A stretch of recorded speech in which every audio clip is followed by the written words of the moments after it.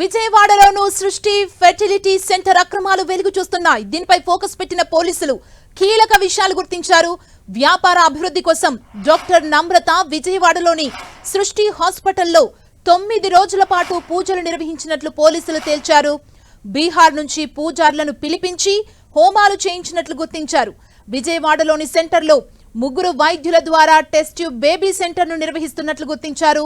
Doctor కరుణ ఆధ్వర్యంలో ఇక్కడ centre నిర్వహిస్తున్నట్లు పోలీసులు తేల్చారు. హాస్పిటల్లో 2015 నుంచే సృష్టి సంతాన సాఫల్య కేంద్రంపై తీవ్ర విమర్శలున్నాయి. గతంలోనూ పోలీసులు విస్తృత తనిఖీలు నిర్వహించారు. అయినా 2015 నుంచి 2020 వరకు ఏకంగా 40 మందికి సరోగసి నిర్వహించినట్లు తెలుస్తోంది.